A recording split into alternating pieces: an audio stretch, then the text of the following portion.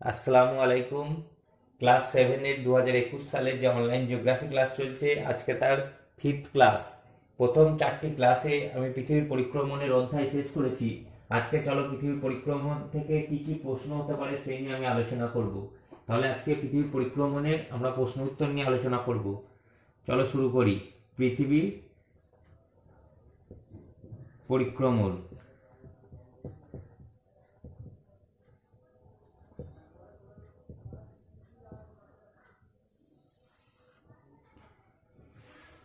প্রথম দেখো, এখান থেকে রচনাধর্মী প্রশ্ন প্রধানত 3টে হবে, অর্থাৎ 5 নম্বরের প্রশ্ন রচনাধর্মী প্রশ্ন। এখান থেকে 3টে রচনাধর্মী প্রশ্ন হবে, যে 5 নম্বরের প্রশ্ন হবে 3টি, যার মান 5। দেখো, 1 নম্বর প্রশ্ন হচ্ছে বার্ষিক গতির ফলাফল, মানে মান 5, এই জন্য 5 লিখে দিলাম। 5 নম্বরের প্রশ্ন 1 নম্বর হবে বার্ষিক গতির ফলাফল। বার্ষিক গতির ফলাফল মানে তোমরা সকলেই জানো পরিক্রমণ গতির ফলাফল। বার্ষিক গতির ফলাফল,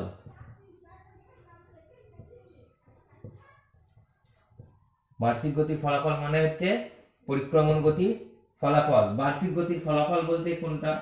দিন রাত্রির হ্রাস বৃদ্ধি, দিন এবং রাত্রির হ্রাস বৃদ্ধি। 1 নম্বর পয়েন্ট করবে দিন রাত্রির হ্রাস বৃদ্ধি, 2 নম্বর করবে ঋতু পরিবর্তন, 3 নম্বর করবে বছর নির্ধারণ। 3 নম্বর করবে বছর নির্ধারণ। তাহলে বার্ষিক গতির ফলাফলে আমরা 3টে পয়েন্ট করব। 1 নম্বর করব দিন রাত্রির হ্রাস বৃদ্ধি। দিন রাত্রির হ্রাস বৃদ্ধি বলতে দেখবে, আমি আগেও বলেছি ক্লাসে, যে দিনের গ্রীষ্মকালে কি হয়, দিনের দৈর্ঘ্যের পরিমাণ বাড়ে। গ্রীষ্মকালে আমরা দেখেছি 21শে জুনের কাছাকাছি দিন হয় প্রায় 14 ঘন্টা, আর রাত্রি হয় 10 ঘন্টা। আবার শীতকালে উল্টো অবস্থা হয়, দিন হয় 10 ঘন্টা, রাত্রি হয় 14 ঘন্টা। আবার মার্চের দিকে মোটামুটি দেখবে দিন এবং রাত্রি সমান সমান হয়, 12 ঘন্টা দিন এবং 12 ঘন্টা রাত্রি। একই বলা হচ্ছে দিন রাত্রি হ্রাস বৃদ্ধি। ঋতু পরিবর্তন তো এর আগের ক্লাসে আমি পড়িয়েছি, যে ঋতু পরিবর্তনগুলো কিভাবে, শরৎকাল আসছে, গ্রীষ্মকাল আসছে, শীতকাল আসছে, আবার শীতকাল আসছে। অর্থাৎ গ্রীষ্ম, শরৎ, শীত এবং বসন্ত, এই 4টে যে ঋতু, সেই ঋতু পরিবর্তনের আগের ক্লাসে আমি পড়িয়েছি। আর একটা পয়েন্ট করবে বছর নির্ধারণ। কিভাবে বছরটা নির্ধারণ হচ্ছে? 365 দিন 5 ঘন্টা 48 মিনিট 46 সেকেন্ড, বা প্রায় 365 দিনে যে বছর আসছে, অর্থাৎ পৃথিবী একবার পরিক্রমণ করতে যে সময় নিচ্ছে, এইভাবে প্রতি বছর যে নির্ধারণ করা হচ্ছে, এরকম 3টে পয়েন্ট করবে। তাহলে বার্ষিক গতির ফলাফলে 3টে পয়েন্ট হবে। 1 নম্বর পয়েন্ট করবে দিন রাত্রি হ্রাস বৃদ্ধি, 2 নম্বর ঋতু পরিবর্তন, এবং 3 নম্বর বছর নির্ধারণ বা সময়কাল নির্ধারণও করতে পারো।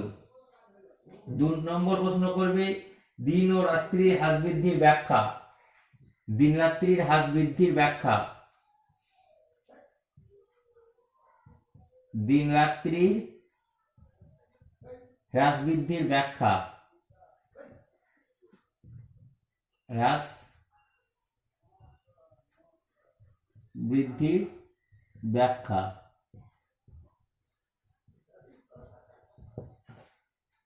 আর 3 নম্বর করবে দিন রাত্রি হ্রাস বৃদ্ধির ব্যাখ্যা, বার্ষিক গতির ফলাফল। 2টো প্রশ্ন। আর 3 নম্বর প্রশ্ন করবে যে ঋতু পরিবর্তন কিভাবে সংগঠিত হয়। ঋতু পরিবর্তন বা পৃথিবীর ঋতুচক্রের বর্ণনা দাও। ঋতু পরিবর্তন কিভাবে হয় বা ঋতুচক্রের বর্ণনা। তাহলে ঋতুচক্রগুলি লিখে দিচ্ছি। ঋতুচক্রের বর্ণনা। এই চ্যাপ্টার থেকে মোটামুটি এই 3টে প্রশ্ন করলেই যাই, কিন্তু 5 নম্বরের প্রশ্ন আসবে, তোমরা উত্তর দিয়ে দেবে। একটু বুঝে পড়ার চেষ্টা করবে। ঋতুচক্রটা মোস্ট ইম্পর্টেন্ট প্রশ্ন। এর মধ্যে 3টি ইম্পর্টেন্ট, যদিও এইটা এবং বার্ষিক গতির ফলাফলটা মোস্ট ইম্পর্টেন্ট। তার মধ্যে ঋতুচক্রটা তোমাদের আগের ক্লাসে বুঝিয়েছি। দেখবে বার্ষিক গতির ফলাফলটার ভেতরেই এই 2টো প্রশ্ন লুকিয়ে আছে। ওই জন্য ঋতুচক্র বুঝতে পারলে গোটা চ্যাপ্টার 5 নম্বর বুঝতে পারবে মোটামুটি। তারপরে দেখো 2 নম্বর এবং 3 নম্বরের কি প্রশ্ন হতে পারে সেগুলো নিয়ে একটু আলোচনা করে দিই। এই হয়ে গেল 5 নম্বরের প্রশ্ন, মানে পৃথিবীর পরিক্রমণের 5 নম্বরের প্রশ্নগুলো এগুলো হয়ে গেল। আমি আরো প্রশ্নগুলো আলোচনা করে দিচ্ছি, তোমাদের সামনে খুব তাড়াতাড়ি একটা পরীক্ষা হতে পারে, তাই এটা হয়তো পরীক্ষার আগে শেষ ক্লাস, এই প্রশ্নগুলো তার মধ্যে তোমরা তৈরি করে নাও। এরপরে দেখো 2 নম্বরের এবং 3 নম্বরের প্রশ্নগুলো দিচ্ছি। 2 নম্বরের প্রশ্ন একটা 1 নম্বর দিই ছায়াবৃত্ত, এটা তোমরা ক্লাস 6-এ পড়েছো, সকলেই আশা করি এর উত্তর পারবে। ছায়াবৃত্ত কি? 1 নম্বর, যেদিকে সূর্যের আলো পড়ে সেই দিকটা হয় পৃথিবীর, যেদিকে সূর্যের আলো পড়ে বা যেদিকটা পৃথিবীর সূর্যের সামনে থাকে সেটা হয় দিন, এর বিপরীত দিকটা হয় রাত্রি। এই দিন ও রাত্রির মাঝে যে একটা সীমারেখা থাকে একে বলা হচ্ছে ছায়াবৃত্ত। এদিকটা ধরো সূর্য পড়ছে, তাহলে এই সামনের দিকটা হচ্ছে দিন, এই দিন এবং রাত্রির মধ্যে যে সীমারেখা তাকে বলা হচ্ছে ছায়াবৃত্ত, অর্থাৎ এটাকে বলা হচ্ছে ছায়াবৃত্ত।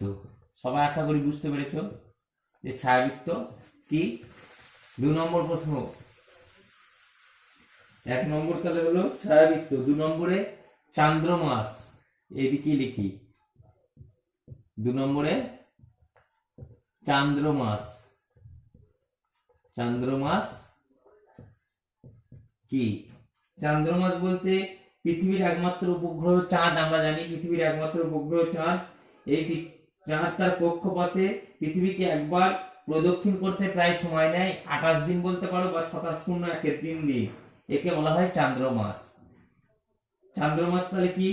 পৃথিবীর একমাত্র উপগ্রহ চাঁদ, এই চাঁদ তার কক্ষপথে অর্থাৎ পৃথিবীকে পরিক্রমণ করতে সময় নেয় 27.1 দিন বা 27 দিন 8 ঘন্টা। এই যে সময় নেয় একে বলা হচ্ছে চান্দ্রমাস।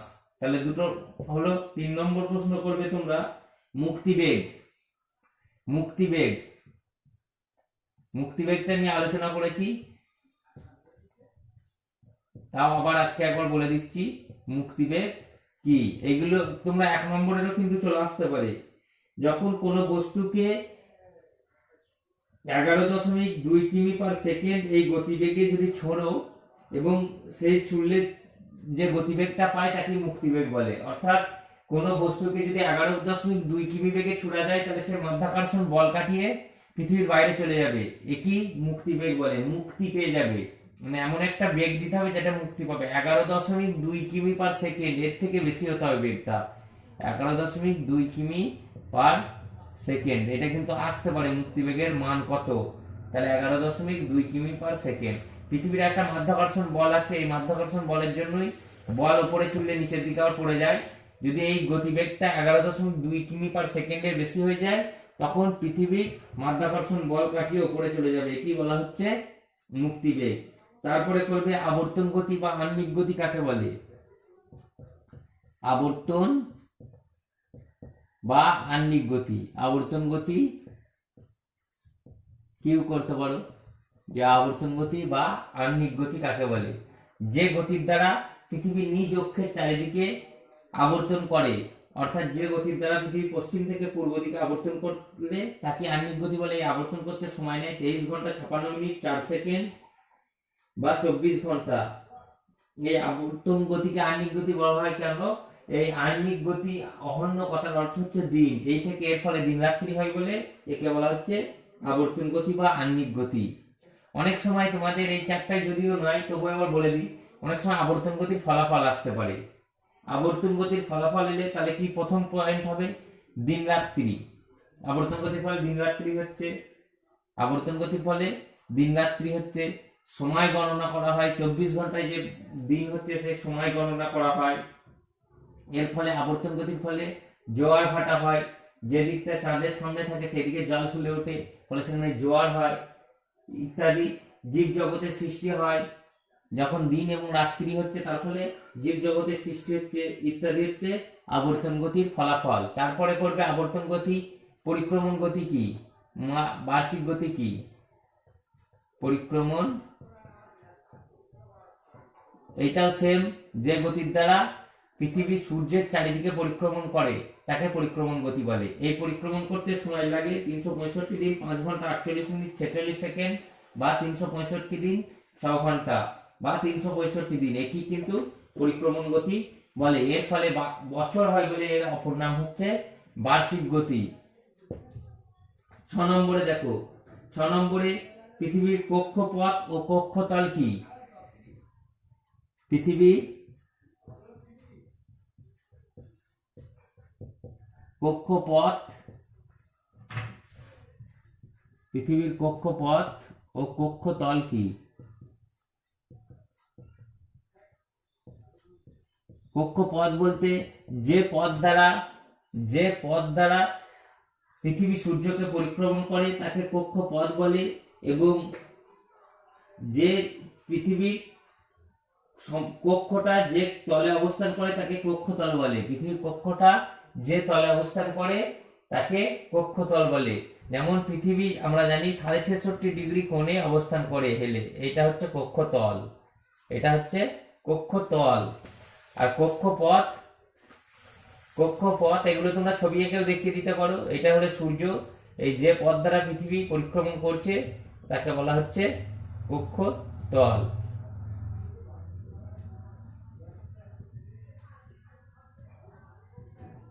এটা হয়ে গেল কক্ষপথ, আর যে পথে হচ্ছে এটা হচ্ছে কক্ষতল।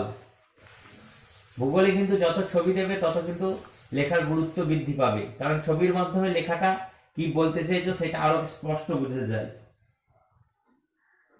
দেখো, তারপরে উষা কি, গোধূলি কি, এগুলো কিন্তু ক্লাস 6 এ পড়েছো। উষা কি, গোধূলি কি, এগুলো আবার একবার করে চোখ বুলিয়ে নেবে, অনেক সময় এই চ্যাপ্টার থেকে দিয়ে দিতে পারে। উষা কি, গোধূলি,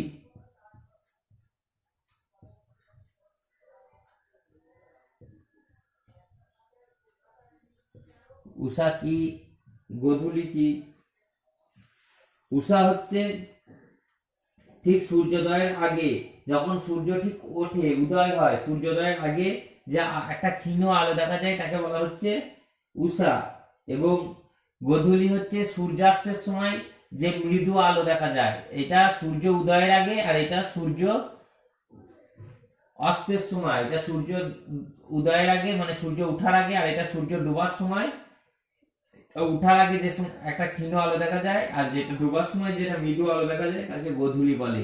আশা করি তোমরা খুব সহজেই বুঝতে পারছো। এরপরে কি, সৌর বছর কি? সৌর বছর করবে। এখান থেকে কি কি প্রশ্ন হতে পারে সেগুলো আমি জাস্ট তুলে ধরছি, এবং তোমরা এই প্রশ্নগুলো তৈরি করে নেবে। সৌর বছর বলতে আমরা জানি পৃথিবী সূর্যকে একবার পরিক্রমণ করতে সময় লাগে 365 দিন 5 ঘন্টা 48 মিনিট 46 সেকেন্ড। এই পরিক্রমণের যে সময় একই বলা হচ্ছে সৌর বছর। যেমন চান্দ্রমাস পড়েছিলে, পৃথিবীকে আবর্তন করতে চাঁদের যে সময় লাগে, এটা সূর্যকে পরিক্রমণ করতে পৃথিবীর যে সময় লাগে তাকেই কিন্তু আমরা সৌর বছর বলবো। অধিবর্ষ কি? যে বছর ফেব্রুয়ারি মাসে 29 দিন হয়, বা যে বছর দিন সংখ্যা 366 দিনের হয় তাকে আমরা অধিবর্ষ বলি। এটা যদি 1 নম্বরের ক্ষেত্রে আমি এগুলো বলছি, কিন্তু 2 নম্বর বা 3 নম্বরে একটু বেশি করে আবার কেন বলা হচ্ছে সেটা ব্যাখ্যা করতে হবে। কিন্তু অধিবর্ষ কি? তারপরে করবে মহাবিষুব, জলবিষুব, উত্তরায়ণ, দক্ষিণায়ন। উত্তরায়ণটা কি একবার বলে দিই। মহাবিষুব জলবিষুব তো অনেকবার বলেছি। উত্তরায়ণ ও দক্ষিণায়ন কি?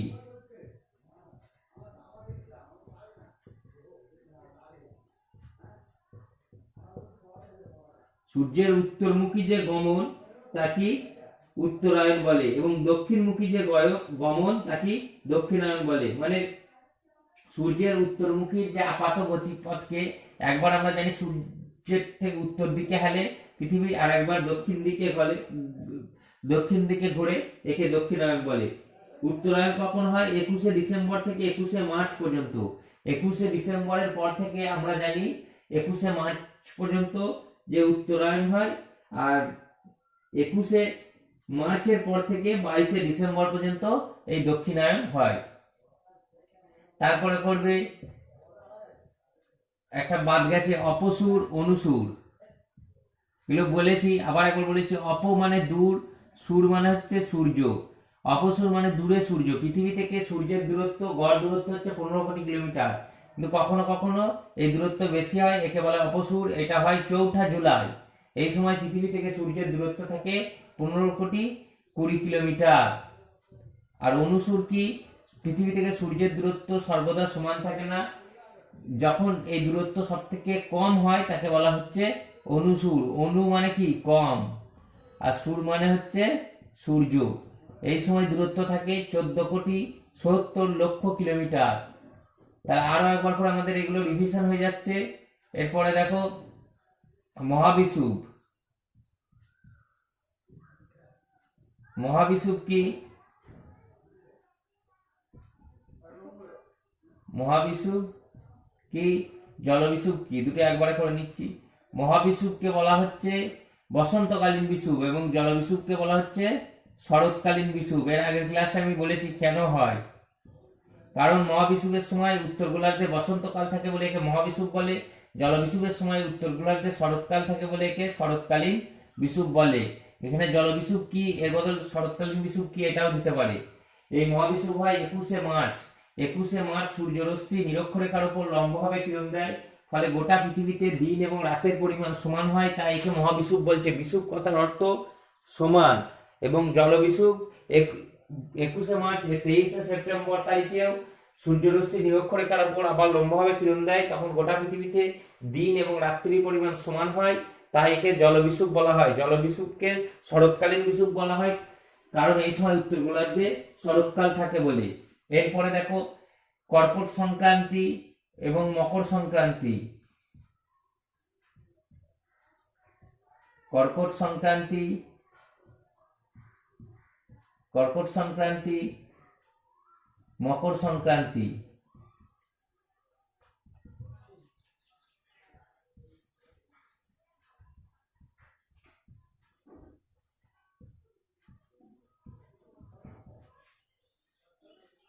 কর্কট সংক্রান্তি বলতে 21শে জুন তারিখে সূর্যরশ্মি কর্কটক্রান্তি রেখার উপর লম্বভাবে কিরণ দেয়, একে বলা হয় কর্কট সংক্রান্তি। এটা যদি সূর্য হয়,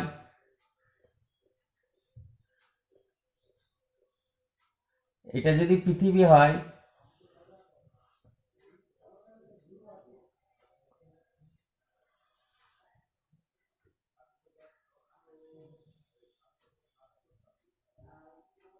এটা নিরক্ষরেখা, এখানে আছে কর্কটক্রান্তি রেখা, মকরক্রান্তি রেখা। এই সময় যখন কর্কটক্রান্তি রেখার উপর লম্বভাবে কিরণ দিচ্ছে, এটা হচ্ছে কর্কট সংক্রান্তি। এই সময়টা হচ্ছে 21শে জুন, 21 জুন।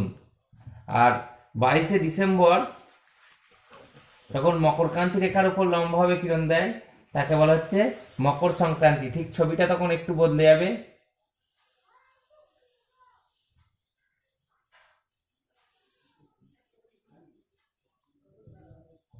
এইটা নিরক্ষরেখা, এইটা মকরক্রান্তি রেখা। তখন মকরক্রান্তি রেখার উপর লম্বভাবে কিরণ দিচ্ছে। এই সময়টা হচ্ছে 22শে ডিসেম্বর। তাহলে 22শে ডিসেম্বরে একবার 21শে জুন তারিখে সূর্যরশ্মি কর্কটক্রান্তি রেখার উপর লম্বভাবে কিরণ দেয় বলে এক সময় কর্কট সংক্রান্তি। 22শে ডিসেম্বর মকরক্রান্তি রেখার উপর লম্বভাবে কিরণ দেয় বলে একে মকর সংক্রান্তি বলে। এই সময় উত্তর গোলার্ধে দিন থাকে 14 ঘন্টা, রাত্রি থাকে 10 ঘন্টা। এবং মকর সংক্রান্তির সময় দক্ষিণ গোলার্ধে দিন থাকে 14 ঘন্টা, রাত্রি থাকে 10 ঘন্টা।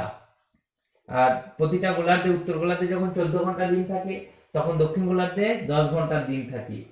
এই মোটামুটি কর্কট সংক্রান্তি, মকর সংক্রান্তি। এরপরে তোমাদের যেগুলো পড়তে হবে, নিশীথ সূর্যের দেশ। নিশীথ সূর্যের দেশকে নরওয়ের হ্যামারফ্রস্ট বন্দরকে নিশীথ সূর্যের দেশ বলে, কারণ যখন সমস্ত গোলার্ধ, যখন পৃথিবীর সব জায়গায়, প্রায় উত্তর গোলার্ধের সব জায়গায় যখন গভীর রাত্রি চলে, তখন ওই রাত্রির সময়ও কি নরওয়ের হ্যামারফ্রস্ট বন্দর থেকে সূর্যকে পুরো দেখা যায়, তাই একে বলা হয় নিশীথ সূর্যের দেশ। কারণ আমরা জানি দুটো মেরুতে প্রায় একটানা 6 মাস দিন থাকে, আবার একটানা 6 মাস রাত্রি থাকে।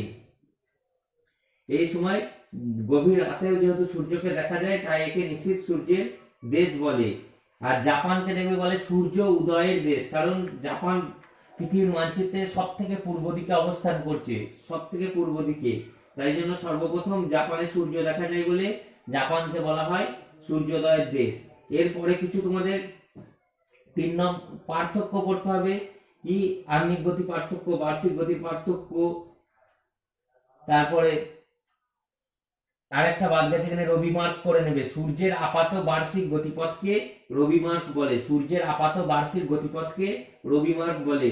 সূর্যের উত্তরায়ণ দক্ষিণায়নের মধ্যে পার্থক্য, মহাবিষুব জলবিষুবের মধ্যে পার্থক্য, মোস্ট ইম্পর্টেন্ট একটা পার্থক্য অপসূর অনুসূর, কর্কট সংক্রান্তি, মকর সংক্রান্তি ইত্যাদির মধ্যে পার্থক্য। এই পার্থক্যগুলো তোমাদের করতে হবে। আর কয়েকটা বোধমূলক প্রশ্ন তোমরা করবে, যে আমরা পৃথিবীর আবর্তন গতি বুঝতে পারি না কেন, বা আমরা পৃথিবীর আবর্তন গতি অনুভব করতে পারি না কেন, পৃথিবীর আবর্তনের বেগ পৃথিবীপৃষ্ঠে সর্বত্র সমান নাই কেন, আবর্তনের বেগ যেমন সব থেকে নিরক্ষরেখায় বেশি এবং সব থেকে কম হচ্ছে মেরুতে, প্রায় 0। মেরু অঞ্চলে 6 মাস দিন এবং 6 মাস রাত্রি হয় কেন, নিরক্ষীয় অঞ্চলে সারা বছর দিন ও রাত্রি সমান হয় কেন, এই ইত্যাদি প্রশ্নগুলো কিন্তু তোমাদের আর পড়তে হবে। তাহলে মোটামুটি এই অধ্যায় কমপ্লিট হয়ে যাবে। মন দিয়ে পড়ো, খুব শীঘ্রই একটা পরীক্ষা হবে, তোমরা চেষ্টা করো যাতে পরীক্ষায় সবাইকার ফুল নম্বর হয়। আজকের ক্লাস তাহলে এখানেই শেষ করছি।